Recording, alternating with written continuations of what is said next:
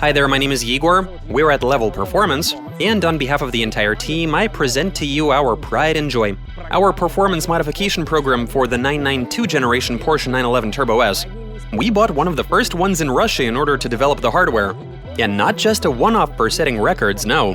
The idea was to develop a comprehensive solution to improve the car's power and performance. It took us 2 years to get there, and today we can reflect on what it took. For the last 6 months, our team's blue Porsche has been holding the record for fastest quarter and half-mile times, and for the respective trap speeds set during official competitions. Mind you, these are international standings, so it's not just Russia. Behind me we have 3 cars in various states of tune, which will help us take you through what can be done to them. Number 1, of course, is SPECTER, a flagship in every sense of the word.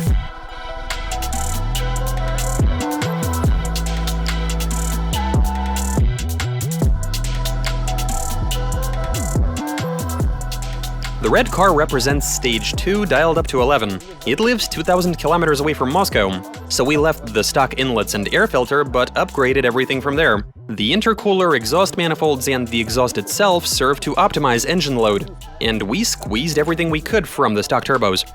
We've also added a water meth injection system which allows the car to run on subpar gasoline, or compete in hot weather and go as fast as it would on its best day.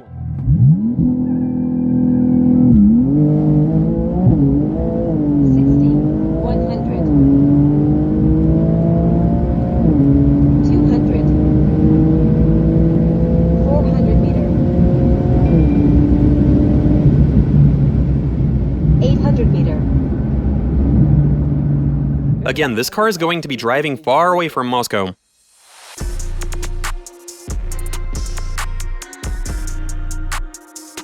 The black car is at stage 3, built for the city using parts from a German company. This has aftermarket turbos, headers, a new intercooler, and it's also running a meth injection system. Now I should say that after installing pricey foreign hardware, we're now even more proud of our own products, because we literally had to modify each and every part to get it to fit.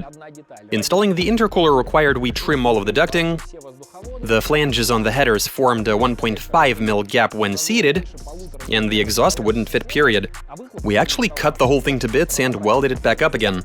So on top of buying the parts, we had to work with a jigsaw and a welder. So assembling the car properly required a number of tweaks. It'll be ready to use after it's tuned. What's interesting is that the owner does drive it hard around town, but he also tracks it. It has rock chips all around the lower perimeter. This has seen a lot of track days at Moscow Raceway.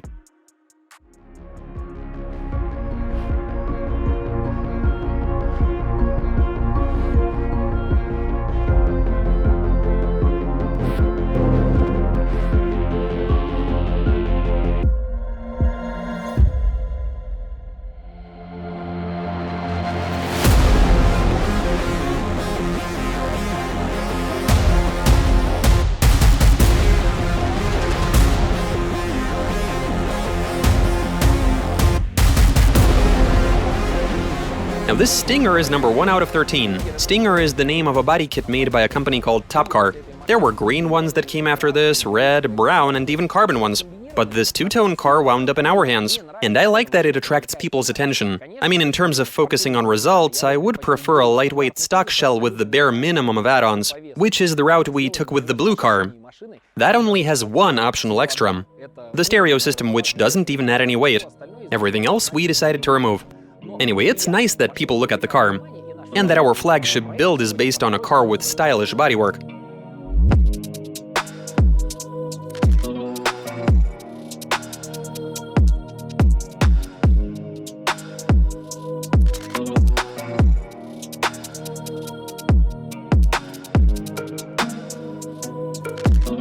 In terms of power, the setup in this car is an evolution of what we have in the record-setting blue car. With that car we saw some great times on draggy and during competition, and we were looking to significantly increase engine load in its subsequent iteration, which is why we ordered up a bunch of OEM bits. You actually need over 140 parts to rebuild these motors, and developed some of our own beefed-up parts. Then we acquired the car, and became the first in the world to put together a fully built engine for a 992 turbo.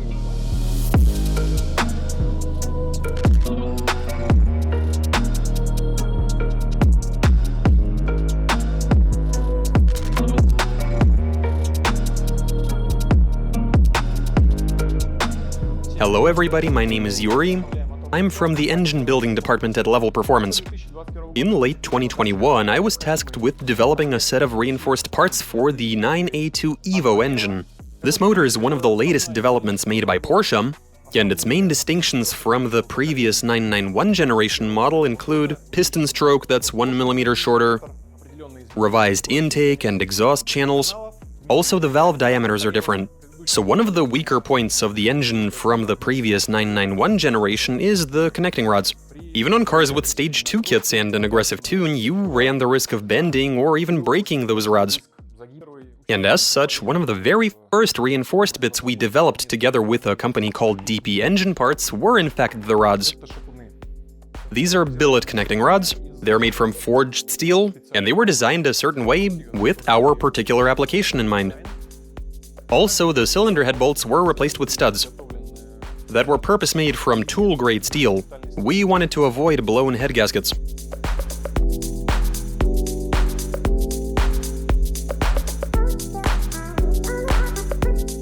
Before an engine is assembled, it's subject to a series of measurements in order to identify any defects or problematic areas.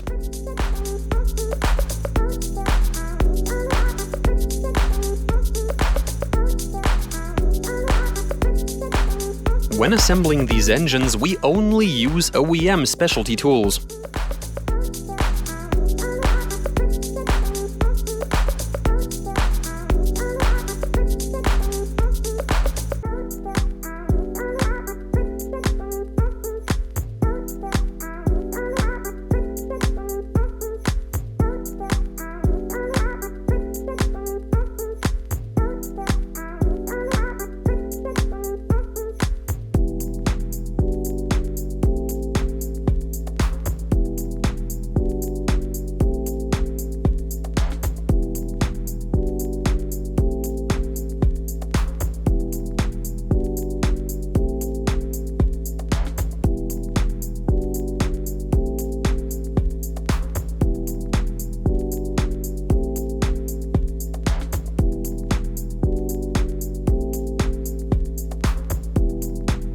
Assembling this engine took less than a business week, and that's taking filming into account. We've uploaded the full video of how we assemble a 9A2 Evo engine to our channel. According to our own estimates, the engines we put together using our own reinforced parts should be good for about 2,500 quarter-mile passes at an output of 1,000 horsepower.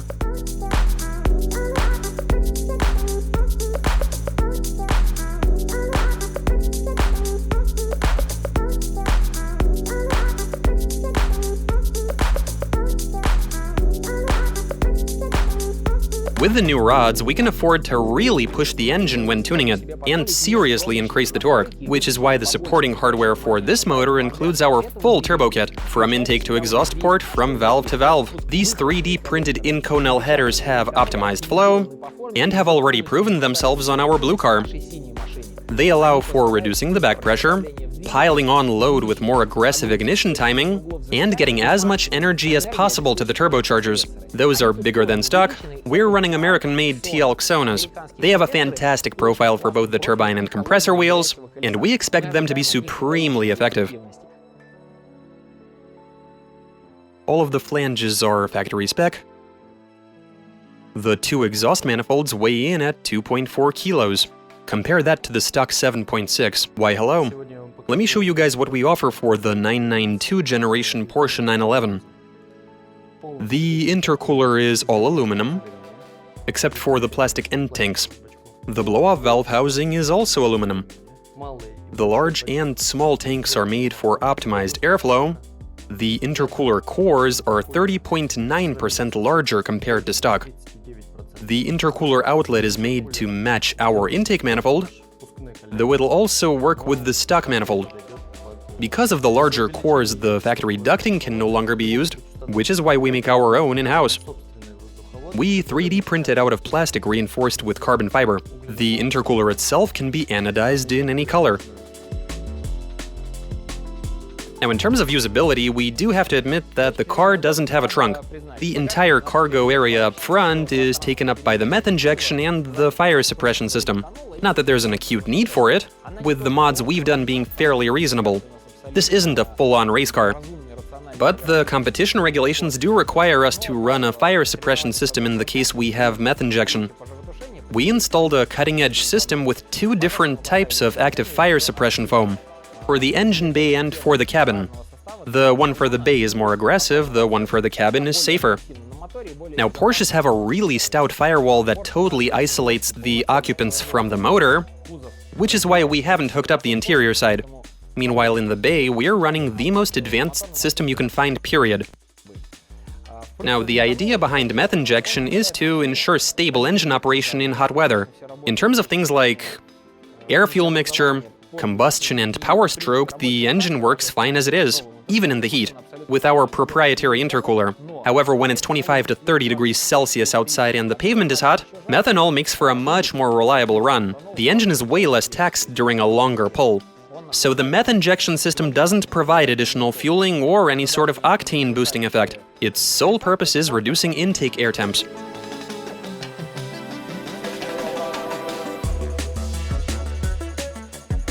The exhaust gases are shown out through a system made by RedStar exhausts out of Yekaterinburg. It's always that much nicer when you're using Russian-made components.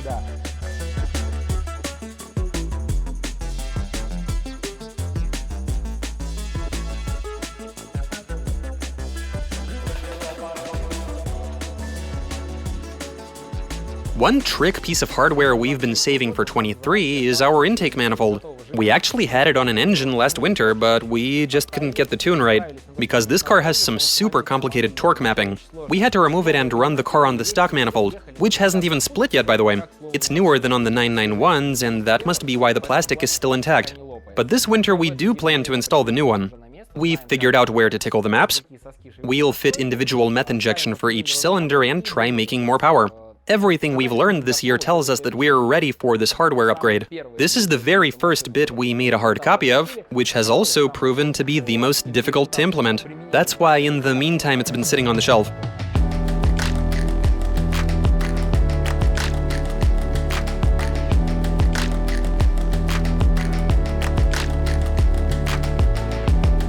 So you've got reinforced rods, a built motor, intercoolers, manifolds. All of the supporting mods are dialed in, but without a proper tune, you're not going anywhere. Old ECUs have gone the way of the carburetor jets. So there's no more correcting static, ignition, and fuel maps like in the olden days. Today, all cars are built around mathematical models. They have entire digital networks built in that monitor everything from altitude above sea level and air temperature to tire pressure. These cars have a bunch of checks and balances, along with fail-safe after fail-safe in the engine and transmission control modules.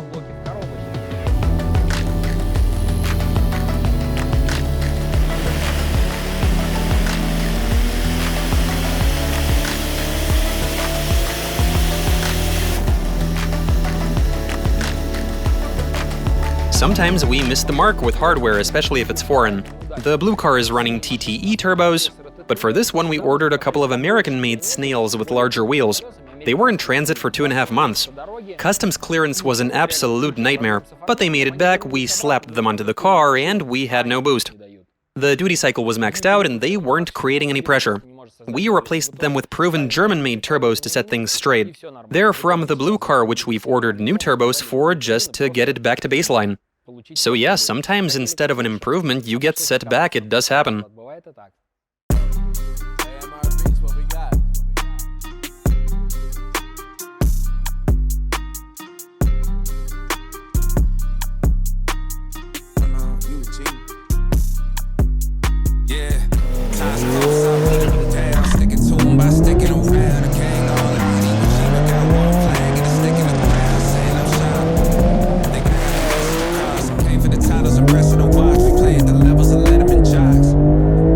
There's this saying about things looking good on paper before you reach the ditches.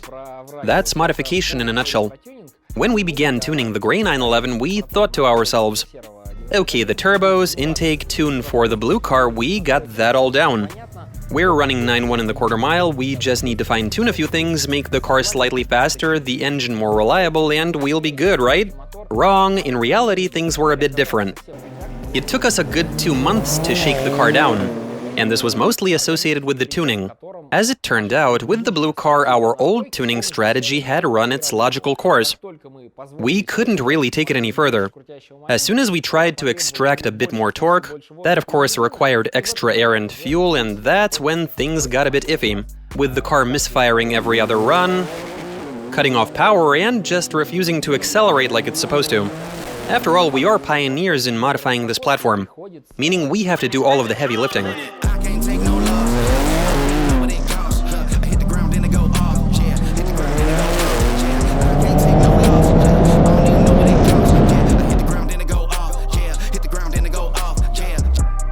Hidden behind the scenes in the car's window tint is the vehicle's owner. His name is Alexei, and to a significant degree, he's the driving force that made this car into what it is today. He was like, guys, I want to have the best car out there.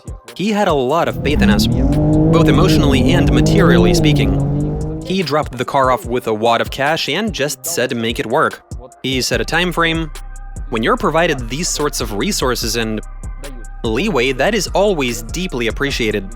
Without such nutters who are willing to sacrifice their time and their money, we really wouldn't have gotten far. Something cause I had nothing in my pocket, yeah, I did all that. Big plans, partners trying to make profits, yeah, I did all that. Work sweating, tears breaking, even no ends, yeah, I did all that. Had to make it happen, putting hours in my practice, I did all that, yeah. I can't take no loss, yeah. I don't even know what it costs. I hit the ground, then it go off, yeah. Hit the ground, then it go off, yeah. So from a driver's perspective, Alexei had two main objectives. First of all, he was looking to build a car that deserved to be called the fastest.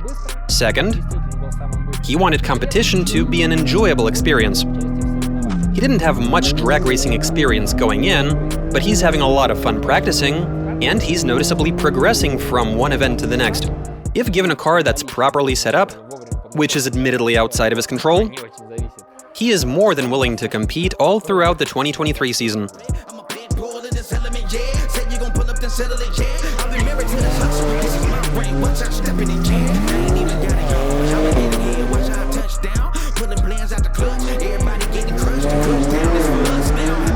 The weather outside totally prohibits driving in Sport Plus mode with how cold it's gotten, and so in recent weeks, the owner has been sticking to the city. Now is probably a good time to recap competition achievements and performance numbers. Overall, this is a truly unique build that's second to none, with a striking exterior, massive power, and really impressive performance. It lives up to all of our expectations. When the winter tire season rolls around, this car is going to come into our shop for the next round of enhancements. We'll crank up the boost, make sure it has enough fuel, and tweak the software to make this car even quicker for next year. Okay, I guess now is a good time to wrap this one. On behalf of the entire team, thanks for watching this and other videos of ours. Now for us to get the attention of those who are hyping up stuff that they really shouldn't be, subscribe, like, comment, share this video, and feel free to criticize us if you have anything of substance to say. Okay, from here it's winter mode for us. We're gonna go modify some cars. Stay tuned.